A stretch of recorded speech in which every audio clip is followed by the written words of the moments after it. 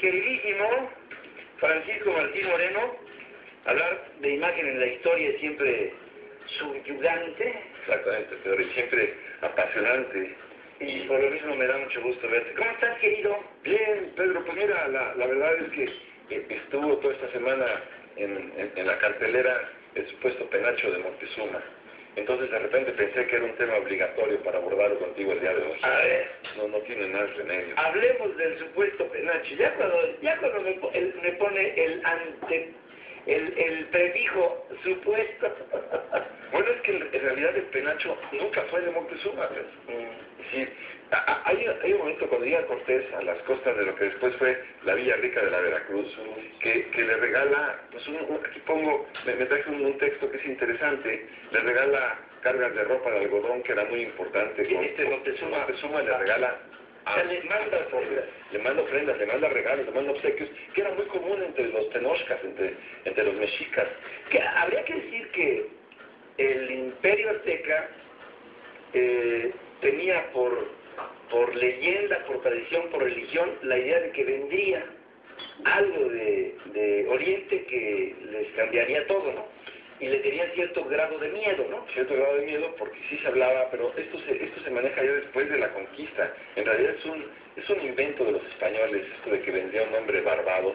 El mito de Quetzalcóatl empieza a partir de 1550, cuando ya se consumó la conquista de México. Entonces es parte de todo el andamiaje ideológico de los españoles, pero para darle estructura a lo que fue la conquista. Exactamente, para darle estructura a lo que fue la conquista, pero en realidad sí se hablaba de que vendría pues a lo mejor hombres del mar y todo aquello que de alguna u otra forma ya habían pasado por ahí, también por las costas de Acapulco, ¿no? Con las naos de China, que era aquel libro maravilloso que se llama 1421, exactamente, que llegan los chinos antes que los españoles, o que Colón, y llega también los noruegos, antes que los mismos vikingos, antes que los españoles, o sea que la conquista del descubrimiento de América específicamente pues no fue de Colón, ¿no? Y curiosamente tampoco se llama el continente americano Colombia, tendría que haberse llamado Colombia y no América en honor de Américo Vespucci. Que bueno, que sí es otra historia, en realidad.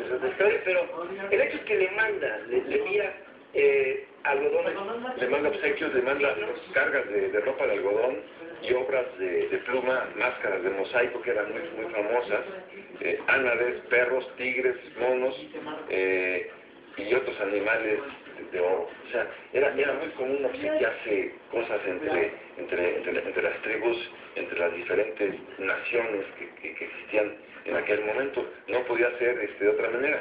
También le manda, por ejemplo, regalos como un sol de oro muy fino, como dice Bernardo del Castillo, dice un sol de oro muy fino, gran obra de mirar, tamaña como rueda de carreta, una luna de plata y el casco del soldado lleno de oro en granos chicos. O sea, eran grandes obsequios y tesoros. Entre ellos venía precisamente el penacho. Pero el penacho nunca fue de Moctezuma. El penacho no fue más que un penacho que era una obra de arte, porque sin duda lo era, de los artesanos mexicanos tan geniales que existen como hasta nuestros días. Pero no fue el penacho porque claro, si tú me dijeras que fue un penacho que Cortés le quitó a Moctezuma y se lo llevó y se lo obsequió al emperador Carlos V, bueno, pero no fue el caso. Este es un obsequio que le da, entonces no es el penacho de Moctezuma, es una obra de arte, como puede ser este sol de oro o la gran luna de plata, pero bueno, no es el penacho de Moctezuma. Es lo primero que habría que decir. Y después decir también que hubo muchas ocasiones donde los españoles encontraron varios penachos. También puede ser que ese penacho no sea el penacho que le regaló precisamente Cortés, Moctezuma a Cortés, sino que otros de los tantos penachos que ya encuentran a lo largo de la conquista de México. Pero lo importante es que si finalmente este penacho va a dar a los museos de Viena, después de que tuvo un tiempo en Bélgica y otro tanto en Francia, finalmente va a dar a Austria. Pero yo quería subrayar lo siguiente, Pedro, que aunque nos mandaran de regreso prestado el penacho, a cambio de que nosotros les prestáramos también la carroza de Maximiliano. Pues me llama la atención el hecho de que después, aun cuando seamos muy civilizados y muy respetuosos, no se vaya a cumplir el acuerdo y no nos regresen por algún pretexto, por alguna razón diplomática, la carroza.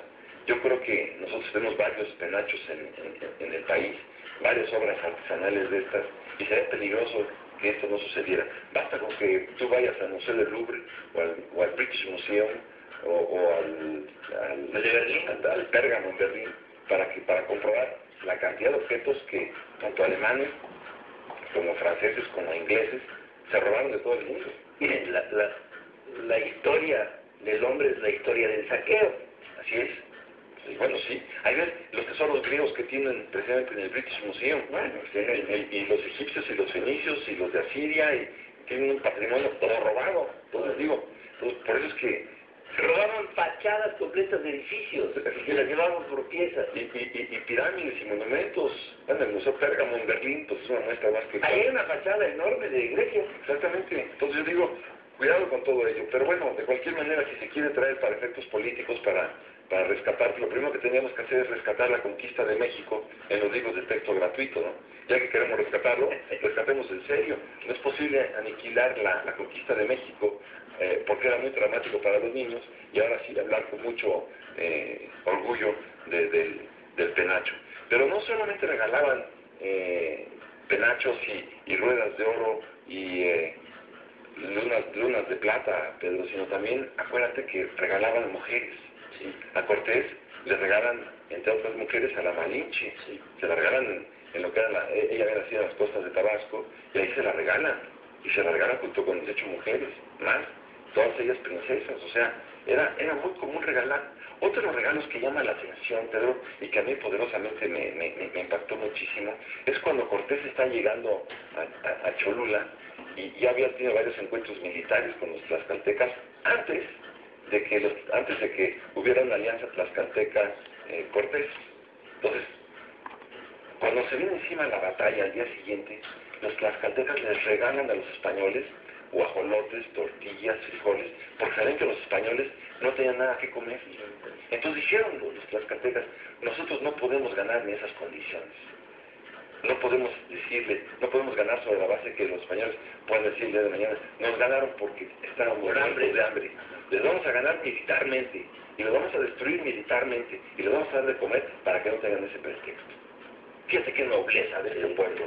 Entonces, claro que regalaban mujeres, claro que regalaban guajolotes, claro que regalaban penachos. Entonces, era parte de una costumbre realmente muy, muy emocionante. Cortés, en cambio, le regala una silla de cadera con entalladuras de taracea, cuentas de vidrio y un sombrero colorado, que le impresiona muchísimo a Moctezuma, cuando regalan un sombrero colorado, de aquellos que se usaban en el siglo XVI en España.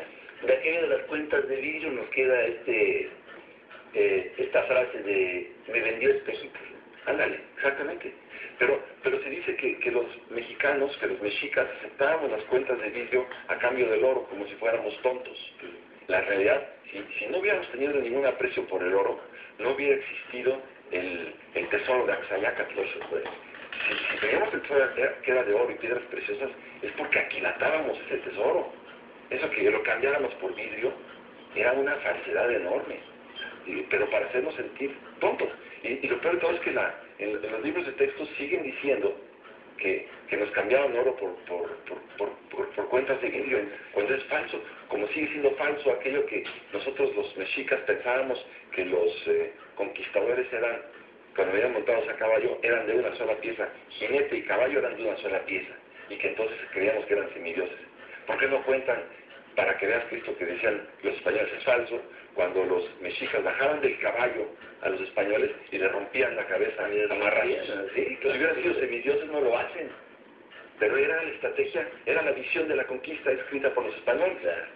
Ni creíamos en las cuentas de vidrio, ni creíamos que eran semidioses. Fíjense, todo movimiento histórico tiene la visión de uno y del otro lado. Por ejemplo, les voy a poner una para que nos demos cuenta de cómo siempre predomina la visión del vencedor. La Segunda Guerra Mundial. ¿Cuándo hemos visto una versión alemana de la Segunda Guerra Mundial? Sí, bueno. Entonces, sí, la visión es de los vencedores, que tiene un grado de lógica, porque tampoco podríamos decir que fuera ilógico heredar todas estas tradiciones que nos llevan a pensar, como decías tú al principio, que todo esto acaba siendo una justificación de lo que acabó siendo la conquista y la colonia. Así nada más. O sea, simple y sencillamente porque un piquete de hombres blancos y barbados, un piquete, eran 300 españoles, acabaron dominando 6 millones de indígenas. a todo el esquema continental. Pero fue por la peste, Pedro, eso también hay que decirlo. Sí, la viruela. La viruela. Pero negra. La viruela negra que acabó con el 80% de los pobladores del Valle de México, ¿no? Pero ahí en lo que dices de los vencedores, tengo otro sí digo, como dicen los españoles, pero digo muy brevemente, y es que efectivamente la historia de la conquista de México la escribieron los españoles. La versión de los vencedores es esa. Nada más que a los españoles fueron largados del país en 1827, 1828. Entonces, teníamos desde 1827 la posibilidad de escribir la versión de los vencidos, porque ya no lo escribieron los españoles, ahora ya lo escribieron, pues si tú quieres, lo escribieron los mestizos, los herederos de la corona. Yo creo que hay un ingrediente en donde ya el sincretismo ya se había consumado. Pues sí. Y finalmente tú y yo ya somos producto ¿de qué? Pues sí, del mestizaje. Somos mestizos, pero bueno, escribamos con equilibrio. Escribamos con equilibrio. Pero para eso, yo creo que lo primero que tendríamos que hacer sería el darle a la historia oficial, todo pueblo tiene una historia oficial, un grado de objetividad. Ya, miren, yo creo que ya en la historia tendríamos que buscar qué nos deja una riqueza cultural. ¿Qué nos deja una riqueza cultural? Y una riqueza tan enorme, pero la riqueza cultural precolombina fue gigantesca, que los españoles nos sorprendidos, claro. Bueno, cuando se enfermaba un español no tenía manera de curarlo. ¿Cómo lo curan? Con la herbolaria mexica. 1500 plantas para curar de todo tipo de enfermedades. Todavía en las épocas de Carlos Salinas de Gortari, lo recuerdo vivamente, llegó el Papa Juan Pablo II aquí a regalarle a México el códice herbolario que se había quedado en los depósitos de arte y de la librería del Estado Vaticano, 300 años. Sí, imagínate, entonces es una riqueza gigantesca la cultura precolombina. Sí que lo es. Y que había que rescatarla. Pero bueno, por concluir, Pedro, yo te diría, ¿traemos o no traemos el penacho? Yo te diría, pues traigamos el penacho con la garantía de que nos regresen la carroza, nada más eso, porque ya sabemos cómo están hechos los museos europeos, y a mí sí me preocupa esta situación. No, porque no vayan a transar la carroza, y que luego nos quedamos con un penacho que no es de Moctezuma, y que hayamos perdido la carroza, porque la carroza sí, cuando la ves en el castillo de Chapultepec, sí es muy impresionante verla. Entonces yo sí creo que tengamos mucho cuidado porque ya los conocemos. Acuérdate que los piratas ingleses les decían Sir Walter Raleigh, ¿no? Sí, Sir, era Sir. ¿Y era uno, Sir? Dos.